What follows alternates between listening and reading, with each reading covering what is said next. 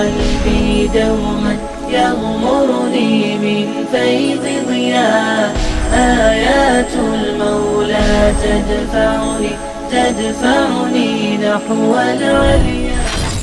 وعدکم اللہ مغانم کثیرۃ تاخذونہا، وعدہ فرمایا تھا تم سے اللہ نے ڈھیروں مال غنیمت کا جو تم حاصل کرو گے.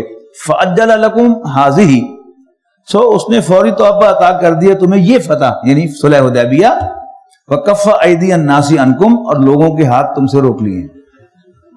یعنی اگر وہاں پر کانفلکٹ ہو جاتا اور تھوڑی سی تعداد 1400 سارے صحابہ تھے حضور صلی اللہ علیہ وسلم کے ساتھ، تو بہت قتل و خون ہوتا اور مسلمانوں کا بے تحاشا نقصان ہوتا، یعنی آن کیلکولیشن بیسس. اللہ تعالیٰ کو تو منظور ہی یہ تھا جو ہوا، لیکن کیلکولیشن کیا کہہ رہی تھی؟ وہ یہ کہہ رہی تھی کہ نقصان ہی نقصان ہے، اس میں کوئی ہاتھ پلے کچھ نہیں آنا. اور ایسا بھی خیال آ سکتا تھا کہ نبی اکرم صلی اللہ علیہ وسلم ہی کو شہید کر دیا جائے. تو وہ سارے خدشات، لیکن باٹم لائن کیا ہے؟ جو میرے رسول کا وفادار ہے وہ میرا دوست ہے.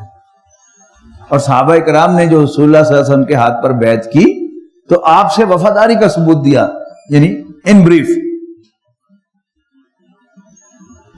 وَلِتَكُونَ آیَةً لِّلْمُؤْمِنِينَ، اور اس لیے کہ یہ مومنوں کے لیے ایک نشانی بن جائے. وَيَهْدِيَكُمْ صِرَاطًا مُسْتَقِيمًا، اور اللہ تعالیٰ تمہیں ایک سیدھے راستے کی طرف ڈائریکٹ فرمائے. وَأُخْرَى، اور اللہ تعالیٰ ایک اور وعدہ بھی کرتا ہے تم سے. وہ کیا ہے؟ دوسری غنیمتوں کا. لم تقدروا علیہا، کہ تم ابھی قادر نہیں ہوئے ان پر. قد احاط اللہ بہا، ان پر ابھی گھیر رکھا ہے اللہ نے انہیں بھی تمہارے لیے. وکان اللہ علی کل شیء قدیر، اور اللہ تعالیٰ ہر چیز پر قادر ہے. ولو قاتلکم الذین کفروا، اور اگر جنگ کرتے اس وقت تمہارے ساتھ کافر، لولوا الادبارا، تو ضرور پیٹ پھیر کے بھاگ جاتے. ثم لا یجدون ولیا ولا نصیرا، اور پھر وہ اپنے لیے نہ کوئی حامی پاتے نہ کوئی مددگار. سنت اللہ التی قد خلت من قبل، یہی اللہ کی سنت چلی آ رہی ہے، اللہ کی پریکٹس چلی آ رہی ہے پہلے سے. ولن تجد لسنت اللہ تبدیلا، اور تم اللہ تعالیٰ کی سنت میں کوئی الٹریشن نہیں پاؤ گے. وہو الذی کف ایدیکم عنہم، اور وہی تو ہے جس نے روکے ان کے ہاتھ تم سے. وَأَيْدِيَكُمْ عَنْهُمْ، اور تمہارے ہاتھ ان سے، یعنی لڑائی ہوتی تو تم ان پر دست درازی کرتے اور وہ تم پر دست درازی کرتے. بِبَطْنِ مکہ تھا، وادی مکہ میں جو حرمت والی جگہ ہے. مِن بَعْدِ أَنْ أَظْفَرَكُمْ عَلَيْهِمْ، اس کے بعد کہ غلبہ عطا کر چکا تھا اللہ تعالیٰ تمہیں ان پر. وَكَانَ اللَّهُ بِمَا تَعْمَلُونَ بَصِيرًا، اور جو کچھ بھی تم کرتے ہو اللہ تعالیٰ اسے دیکھتا ہے. ہم الذین کفروا، یہی لوگ تھے جنہوں نے کفر کیا تھا، انکار کیا تھا رسول اللہ صلی اللہ علیہ وسلم کو ماننے سے. وصدوکم عن المسجد الحرام، اور اے مسلمانوں تمہیں روکا تھا مسجد حرام میں داخلے سے.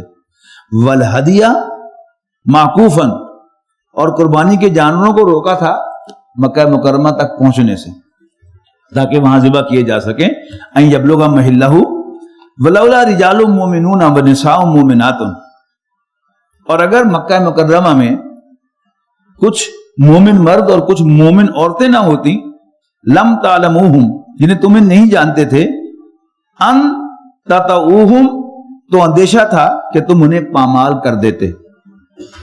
فتصیبکم منہم معرۃ بغیر علم، اور آئے گا ان کی وجہ سے تم پر الزام بغیر علم، حالانکہ وہ تم سے نادانستگی میں ہوتا، یعنی مسلمانوں کا قتل، لیکن بہرحال اس کا الزام تو تم پر آتا. اس لیے کہ قتل خطا جو ہے اس پر بھی دیت آتی ہے، اس پر بھی غلام آزاد کرنا پڑتا ہے اس کے کفارے کے طور پر. لیدخل اللہ فی رحمتہ، اللہ تعالیٰ داخل فرمائے اپنی رحمت میں من یشاء، جس کو چاہے. لو تزیلوا، اور اگر الگ ہو گئے ہوتے وہ مومن مرد اور مومن عورتیں، لعذبنا الذین کفروا منہم عذابا علیما، تو اللہ تعالیٰ ضرور کافروں کو ان میں سے عذاب علیم سے، دردناک عذاب سے دوچار کرتا.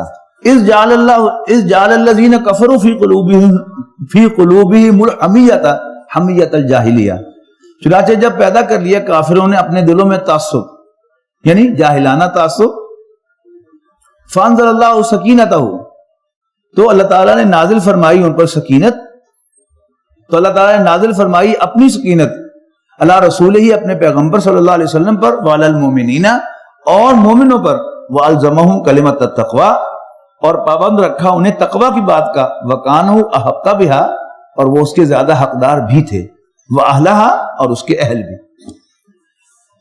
لَقَدْ صَدَقَ اللَّهُ رَسُولَهُ الرُّؤْيَا بِالْحَقِّ۔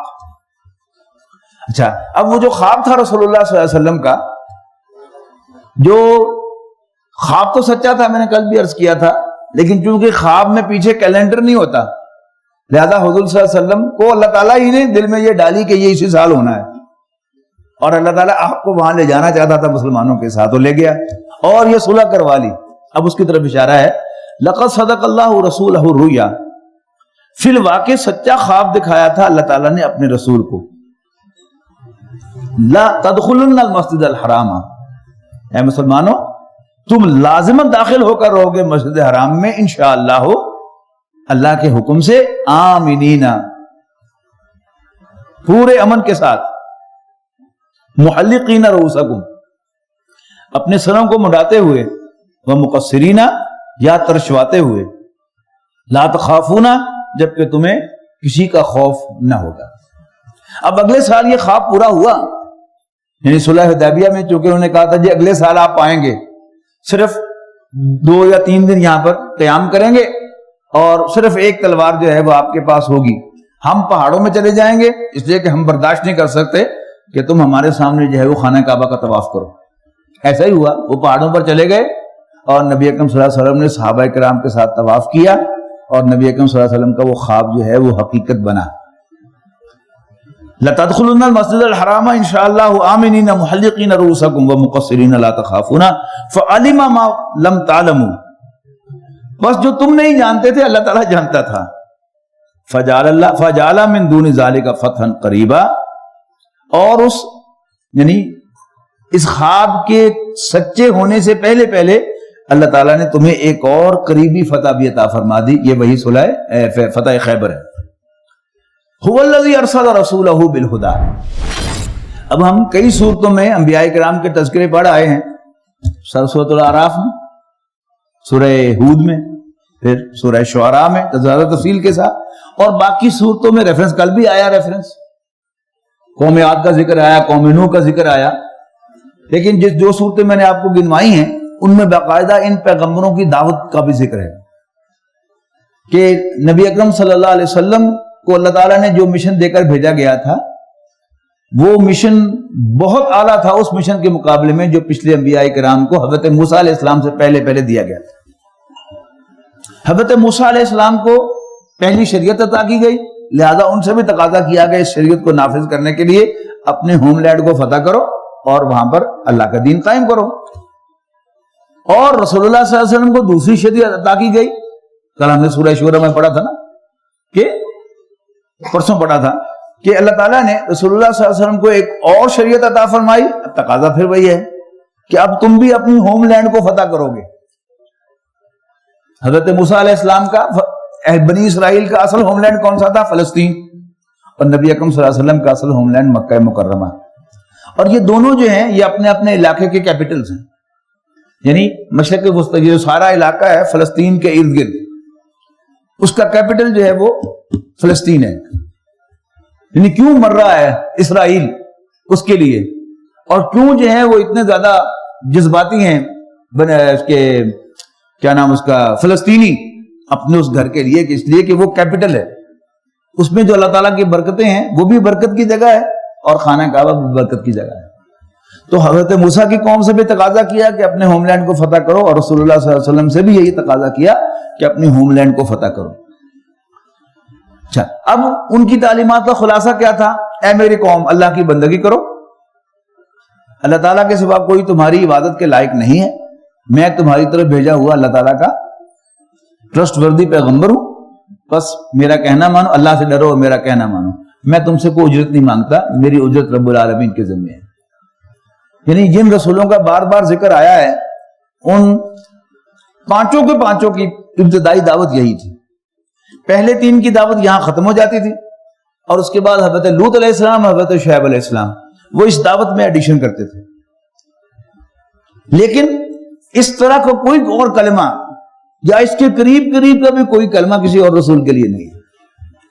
تو رسول اللہ صلی اللہ علیہ وسلم جو اشرف الانبیاء کہلاتے ہیں اور آپ کو بڑا اونچا مقام عطا فرمایا گیا، آپ پر آ کر نبوت اور رسالت کا سلسلہ بند کر دیا گیا. تو یہ بند کرنا جو ہوتا ہے اس کے 2 معنی ہوتے ہیں ختم ہو جانے کے. ایک ہوتا ہے کام ختم ہو گیا، یہ تو ہوتی ہے اعزاز کی بات، اور ایک ہوتا ہے پیسے ختم ہو گئے. یہ کیا ہے؟ یہ ذرا ایک ہلکی بات ہوتی ہے کہ لو جی پیسے ہی ختم ہو گئے. رسول اللہ صلی اللہ علیہ وسلم پر ختم نبوت دونوں معنوں سے ہے. ایک تو یہ کہ یہ فیکٹ ہے کہ رسول اللہ صلی اللہ علیہ وسلم کے بعد کوئی نبی نہیں ہے، نبوت اپنے اختتام کو پہنچ گئی، لیکن کام بھی تو ختم ہو گیا نا. یعنی اللہ کے دین کا غلبہ جو نبی اکرم صلی اللہ علیہ وسلم نے کر کے دکھایا، یہ ایک یونیک کام تھا جو رسول اللہ صلی اللہ علیہ وسلم نے گلوب پر کیا، اس زمین پر کیا اللہ تعالیٰ کے حکم سے. آپ کو اسی کی اسائنمنٹ دی گئی تھی اور کسی اور رسول کے لیے اس کے قریب قریب بھی کوئی آیت نہیں ہے. یعنی حضرت موسیٰ علیہ السلام بنی اسرائیل کی طرف رسول تھے، لیکن رسول اللہ صلی اللہ علیہ وسلم ایک سے زائد مرتبہ ہم پڑھ چکے کہ الی کافۃ للناس بشیرا ونذیرا، آپ تمام کے تمام انسانوں کے لیے بشیر و نذیر بنا کر بھیجے گئے تھے. پلس آپ پورے گلوب کے لیے بشیر و نذیر بنا کر بھیجے گئے تھے.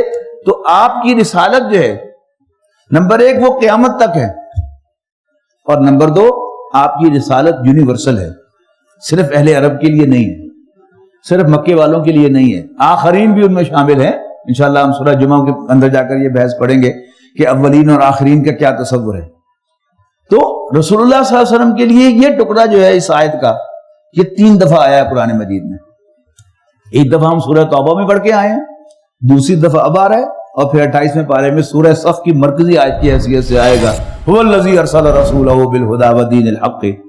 اللہ تعالیٰ ہی تو ہے کہ جس نے بھیجا اپنے پیغمبر صلی اللہ علیہ وسلم کو الہدا دے کر، یعنی قرآن مجید دے کر، ودین الحق اور سچا دین دے کر، لیظہرہ علی الدین کلہ، تاکہ رسول اللہ صلی اللہ علیہ وسلم اس دین کو کل دین پر غالب کر دیں، کل نظام زندگی پر.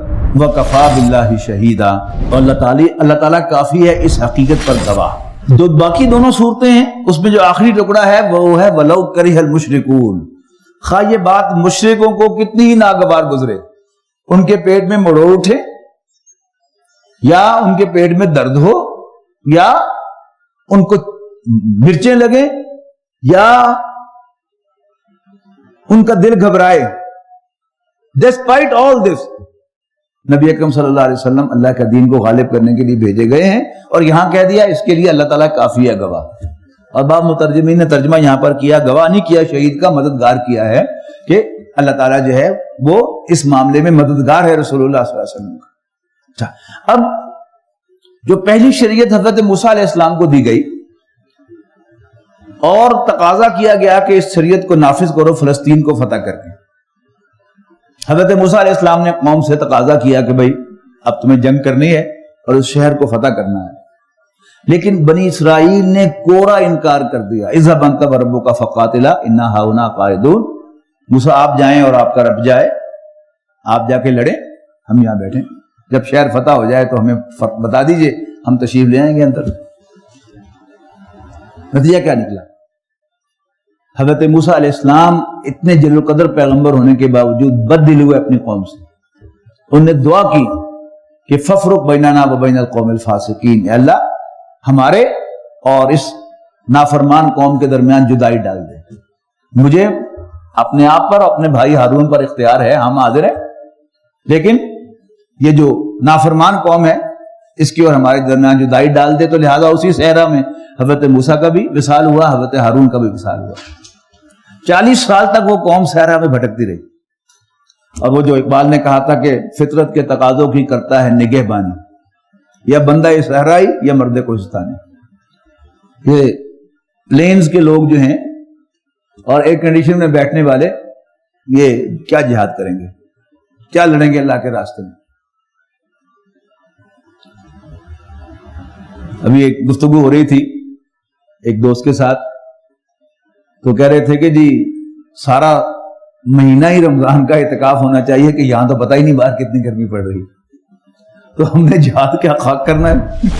اس کے مقابلے میں رسول اللہ صلی اللہ علیہ وسلم کا دیکھیے کہ جب نبی اکرم صلی اللہ علیہ وسلم نے, کل میں نے تذکرہ کیا تھا نا کہ 8 مہمیں بھیجی تھیں غزوہ بدر سے پہلے, ان مہموں کے نتیجے میں قریش چڑھ کے آئے تھے. اچھا, ان میں سے ایک مہم کیا تھی کہ جب رسول اللہ صلی اللہ علیہ وسلم نے تجارتی راستوں پر اپنی پریزنس کا احساس دلایا اور تھوڑی سی مڈبیر بھی ہوئی, تو قریش کو بڑا غصہ آیا. ان کا اچھا محمد کی یہ جرت, تو انہوں نے ایک بڑا فنڈ ریز کیا اور اس سے ایک تجارتی قافلہ ارینج کیا, اس کو شام کی طرف بھیجا اور یہ طے کیا ود دی انڈرٹیکنگ کہ اس سے جو آمدنی ہوگی ہم محمد اور اس کے ساتھیوں کو معاذ اللہ کرش کرنے کے لیے استعمال کریں. رسول اللہ صلی اللہ علیہ وسلم کے علم میں بھی آ گئی بات, لہذا آپ نے اس قافلے کا پیچھا کیا. آپ کو حق تھا نا کہ حضور صلی اللہ علیہ وسلم کے خلاف ہی وہ قافلہ جو ہے وہ ترتیب دیا گیا تھا, تو آپ نے اس کا پیچھا کیا, لیکن پھر اللہ تعالیٰ کو منظور نہیں تھا کہ آپ اس قافلے کو پائیں. وہ 2 منزل آگے نکل گیا, جب آپ پہنچے تو 2 دن پہلے وہ جا چکا ہوا تھا. تو نبی اکرم صلی اللہ علیہ وسلم نے یعنی اپنے آدمی پیچھے بھی بھیجے ان کی نقل و حرکت کو نوٹ کرنے کے لیے, قافلے کی کب چل رہا ہے کب آ رہا ہے, اور آپ نے وہی قیام فرمایا کہ واپسی پر ہم ان سے نپٹیں گے. ادھر ابو سفیان اس قافلے کے سردار تھے, سالار تھے, اور ابھی تک میں نہیں سمجھ سکا کہ نہ انٹرنیٹ تھا, نہ فون تھا, نہ وائرلیس تھی, لیکن وہاں انفارمیشن کی کیا سورسز ہوتی تھی I have no idea, لیکن بہرحال ہوتی تھی. یعنی غزوہ بدر سے پہلے نبی اکرم صلی اللہ علیہ وسلم حضرت ابوبکر کو لے کر نکلے, ذرا تھوڑی سی ذرا سن گن لی جائے, تو ایک بوڑھا آدمی ملا آپ کو بیٹھا ہوا. تو آپ نے اس سے, حضرت ابوبکر نے اس سے کہا کہ بھئی کیا محمد اور قریش کی نقل و حرکت کچھ ہے پتہ وتا؟ کہتا ہے اپنا پہلے تعارف کراؤ. تو حضرت ابوبکر نے کہا پہلے تم اپنا تعارف کرا دو. اس نے تعارف کروایا اور نے کہا جی ہم بعد میں اپنا تعارف کرائیں گے. اس نے کہا کہ جی میرے علم کے مطابق محمد جو ہیں وہ فلاں تاریخ کو مدینے سے نکلے ہیں صلی اللہ علیہ وسلم, and that was the exact date, اور اگر میرا اندازہ غلط نہیں ہے تو وہ یہیں کہیں ہونے چاہیے, اور وہی مسلمانوں نے پڑاؤ ڈالا ہوا. اور کہتا ہے کہ جی میرے علم کے مطابق قریش مکے سے فلاں تاریخ کو روانہ ہوئے ہیں, اور وہی تاریخ تھی جب وہ نکلے تھے, اور میرے اندازے کے مطابق انہیں یہاں کہیں ہونا چاہیے اور جہاں قریش نے پڑاؤ ڈالا ہوا. کمال ہے اتنی انفارمیشن. تو ابو سفیان تو خیر ویسے بہت ذہین آدمی تھے, انہوں نے تو باقاعدہ یعنی اس چیز کا خیال رکھا کہ انہیں اندازہ ہو گیا کہ میرا پیچھا کیا گیا ہے. حالانکہ وہ آگے جا چکے تھے, لیکن کیا انفارمیشن کی سورس تھی پھر مجھے کچھ معلوم نہیں ہے, لیکن بہرحال انہیں اندازہ ہوا کہ محمد اور ان کے ساتھیوں نے صلی اللہ علیہ وسلم رضی اللہ عنہ میرا پیچھا کیا ہے. لہذا انہوں نے ایک ایکسپریس کال مکہ بھیجی کہ میری مدد کو پہنچو, اور مزید 3 انداز بھیجے مکے والوں نے یعنی قافلے کی حفاظت کے لیے, اور ساتھ ہی 1000 کا لشکر بھی چل پڑا. اچھا محمد کی یہ جرت صلی اللہ علیہ وسلم, let us teach him a lesson. 1000 کا لشکر پوری طرح مسلح, وہ آ گیا حضور صلی اللہ علیہ وسلم سے لڑنے کے لیے. اچھا ابو سفیان کی ہوشیاری پر میں یعنی داد دیے بغیر نہیں رہ سکتا, اگرچہ کافر تھا اس وقت, لیکن وہ بڑا ویجیلنٹ تھا. یہی شام میں اپنے قیام کے دوران ہی واز ویری ویجیلنٹ, اور اس نے پوچھا کہ یہاں کوئی باہر کے لوگ تو نہیں ایلین سے نظر آئے تمہیں؟ تو کسی نے اس کو بتایا کہ ہاں کچھ لوگ دیکھے تو تھے, ہم نے ادھر پڑاؤ ڈالا ہوا انہوں نے, ہم نے دیکھا تھا. تو ابو سفیان وہاں پہنچا تو صحابہ کرام وہاں سے نکل چکے ہوئے تھے, لیکن اونٹوں کی لیدیں پڑی ہوئی تھی. تو ابو سفیان نے وہاں جا کر باقاعدہ ایک لید کو توڑا, اور اس میں سے کھجور کی بٹلی برآمد ہوئی. تو وہ سمجھ گیا کہ کھجور کھانے والے اونٹ جو ہیں یہ مدینے کے ہو سکتے ہیں, کنفرم ہو گیا. اب اس نے ایک طرف سے تو وہ کمک منگوائی مکے سے, اور دوسری استادی اس نے یہ لگائی کہ اس نے راستہ بدلا اور ساحل سمندر کے ساتھ ساتھ ہوتا ہوا وہ مکے پہنچ گیا. اب جب ابھی وہ مکے نہیں پہنچا تھا رسول اللہ صلی اللہ علیہ وسلم کو اللہ تعالیٰ نے خوشخبری دی کہ اب تمہارے پاس چوائس ہے کہ تم قافلے پہ ہاتھ ڈالو یا 1000 کے لشکر سے لڑائی مول لو، تم جدھر بھی ہاتھ ڈالو گے ہم تمہیں فتح دیں گے۔ اب نبی اکرم صلی اللہ علیہ وسلم نے صحابہ کرام سے مشورہ کیا، یہ آپ کا عام معمول تھا کہ کدھر جانا چاہیے، تو اس وقت جو تقریریں کی ہیں مہاجرین نے، وہ تاریخ کا ایک بہت سنہری باب ہے، بہت سنہری باب ہے۔ حضرت مقداد رضی اللہ تعالیٰ نے فرمایا اللہ کے رسول ہمیں اصحاب موسیٰ پر قیاس نہ کیجیے کہ جنہوں نے موسیٰ علیہ السلام کو ٹکا سا جواب دے دیا تھا کہ آپ اپنے رب کو لے کر جائیں اور لڑیں، ہم یہاں بیٹھے ہیں، ہم آپ کے ساتھ ہیں، آپ ہمیں حکم دیجئے، آپ ہمیں حکم دیجئے، ہم آپ کے ساتھ ہیں۔ ایک سے ایک بڑھ کر تقریر۔ تو فرق کہاں آیا؟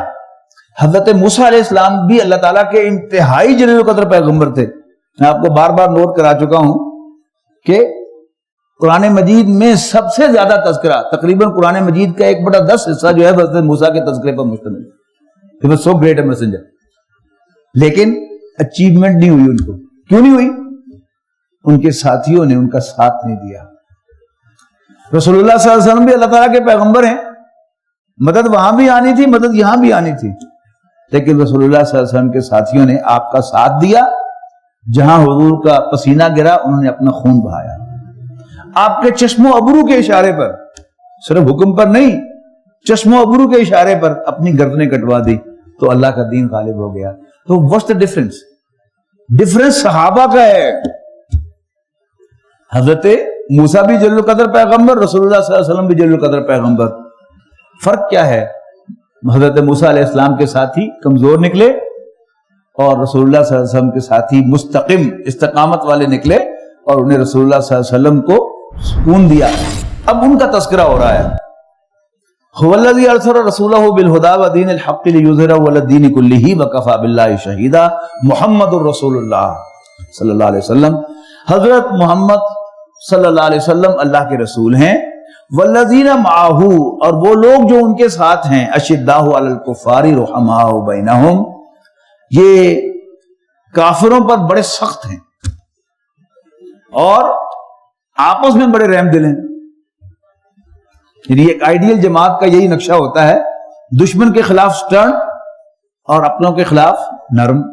تراہم رکعا سجدا یبتغون فضلا من اللہ ورضوانا، اے نبی تم انہیں دیکھتے ہو مشغول رکوع میں، سجدے میں، یبتغون فضلا من اللہ ورضوانا، اللہ تعالیٰ کا فضل اور اس کی خوشنودی تلاش کرتے ہوئے۔ یعنی صحابہ کرام کی تصویر کیا کھینچی تھی رستم کے ایلچی نے کہ ہم رہبان باللیل و فرسان بالنہار، یہ رات کے راہب ہیں اور دن کے شہ سوار ہیں۔ جبکہ فوجی عام کیا ہوتا ہے؟ وہ دن کو لڑتے ہیں، رات کو عیاشیاں اور بدماشیاں کرتے ہیں۔ جہاں کوئی فوج کہیں پڑاؤ ڈالتی ہے تو اس کے ارد گرد کی آبادی کی عورتوں کی عزت محفوظ نہیں رہا کرتی، وہاں شراب و کباب کی محفلیں لگا کرتی ہیں۔ یہ عجیب فوجی تھے، دن کو لڑتے تھے گھوڑوں کی پیٹھ پہ سوار ہو کے، اور رات کو اللہ تعالیٰ کے سامنے مسلح پہ کھڑے ہو کے اتنا روتے تھے کہ ان کی داڑیاں تر ہو جاتی تھی۔ تو تراہم رکعا سجدا یبتغون فضلا من اللہ ورضوانا سیماہم فی وجوہہم، ان کی پہچان ان کے چہروں سے ہوتی ہے من اثر السجود، کہ کثرت سے سجدے کرنے کی وجہ سے ان کی پیشانیوں پر، ان کے چہروں پر نشان ہوتے ہیں، محرابیں بنی ہوتی ہیں۔ ذالک مثلہم فی التوراۃ، یہ تو ان کی مثال ہے تورات میں، ومثلہم فی الانجیل، البتہ ان کی مثال انجیل میں ایسی ہے کزرع اخرج شطاہ، کہ جیسے کوئی کھیتی ہو جس نے اپنی چھوٹی سی ڈنڈی نکالی ہو، فآزرہ، پھر اپنی اس ڈنڈی کو تقویت دے، فاستغلظ، پھر موٹی ہو، فاستوی علی سوقہ، اور پھر اپنے تنے پر کھڑی ہو جائے۔ یعجب الزراء، جو بھلی لگے کسانوں کو، یہ زراعت کہتے ہیں نا ایگریکلچر کو، زراء کسان، زراعت کرنے والے، یعجب الزراء، جو امیز کرتی ہے کسانوں کو یعنی اس فصل کو بونے والوں کو. ایسا ہی ہوتا ہے نا کہ جب فصل اپنے جوبن پہ آتی ہے تو اس کا بونے والا پاس سے گزرتا ہے, اس کے دل کی کلی کھلتی ہے. جیسے وہ فصل لہلہاتی ہے ہوا سے, اس کا دل بھی ساتھ ہی لہلہاتا ہے. تو یوجب الذرا, تو وہ کسانوں کو امیز کرتی ہے. لیغیظ بہم الکفار, تاکہ جلے کافر اس کو دیکھ کر. یعنی بیک وقت جو ہے, جو اس کھیت کے بونے والے ہیں, کاشت کرنے والے ہیں, ان کے دل کی خوشی ہوتی ہے اس سے, اس لہلہاتی. اور جو دشمن ہوتے ہیں ان کا دل جل رہا ہوتا ہے کہ اس کی کھیتی جو ہے اتنی کیوں زیادہ لہلا رہی ہے. یہاں وہ کسان کون ہے, کاشتکار کون ہے؟ وہ رسول اللہ صلی اللہ علیہ وسلم. یعنی ایک مکی دور تھا جب رسول اللہ صلی اللہ علیہ وسلم کے 13 سال کی محنت کے نتیجے میں بھی 150 سے زیادہ افراد آپ کے ساتھی نہیں بنے. ابھی کیا تھی وہ فصل, ابھی ابتدائی سٹیج پر تھی. اب کیا ہے, یعنی 1400 ساتھی تو رسول اللہ صلی اللہ علیہ وسلم کے ساتھ جو ہے عمرہ کرنے کے لیے چلے گئے. اب کیا ہے, یہ کھیت جو ہے یہ فصل لہلہا رہی ہے اور رسول اللہ صلی اللہ علیہ وسلم کے دل کو اطمینان دے رہی ہے. اور ایٹ دی سیم ٹائم جو یہ فصل لہلہا رہی ہے, اٹھ رہی ہے, اتنے ہی کافروں کو تکلیف ہو رہی ہے. وعد اللہ الذین آمنوا وعملوا الصالحات, وعدہ فرمایا ہے اللہ تعالیٰ نے ان لوگوں سے جو ایمان لاتے اور اچھے عمل کرتے ہیں. منہم, ان میں کس چیز کا وعدہ فرمایا ہے؟ مغفرتم و اجرا عظیما, بخشش کا وعدہ فرمایا ہے اور اجر عظیم کا وعدہ فرمایا ہے. اب یہاں جو دو فرمائے گئے نا کہ تورات میں ان کی مثال, وہ تو پہلی فرمائی, اور جو دوسری مثال دی ہے کہ انجیل میں ان کی مثال ایسی ہے جیسے کوئی کھیتی جو ہے وہ اپنی چھوٹی سی ڈنڈی نکالتی ہے, پھر موٹی ہوتی ہے, پھر اپنے نال پہ کھڑی ہوتی ہے اور پھر فصل لہلہاتی ہے. تو مارک کی جو بائبل ہے اس کے چیپٹر نمبر 41 میں اس کی جو آیت نمبر 26 اور 12 کے اندر یہ الفاظ ہیں, دا پیریبل آف گروئنگ سیڈ, عنوان ہے اس کا. جیزس وینٹ آن سیئنگ, حضرت عیسیٰ علیہ السلام کہتے چلے گئے, the kingdom of God is like this, that a man scatters seed in his field, he sleeps at night, is up and about during the day, all the while the seeds are sprouting and growing. یعنی ایک شخص, اس کی مثال ایسے ہے جیسے ایک شخص ہے کہ جو بیج بکھیرتا ہے اور پھر وہ رات کو سوتا ہے اور پھر دن کو وہ اس میں چلتا پھرتا ہے, تو وہ جو بیج ہوتے ہیں وہ پھوٹتے رہتے ہیں اور اگتے رہتے ہیں. Yet he doesn't know how it happens, اس کو پتا نہیں کہ یہ کیسے ہو رہا ہے, یہ اللہ تعالیٰ کی طرف سے ہو رہا ہے. The plants grow and bear fruit. First the tender stalk appears, وہ چھوٹی سی ڈنڈی نکلتی ہے, وہ بالکل صحیح ورڈنگ ہے وہی جو وہاں قرآن مجید میں آئی ہے. The plants grow and bear fruits, ہاں یہ لائن ہو گئی. Then the head, and finally the head full of grains.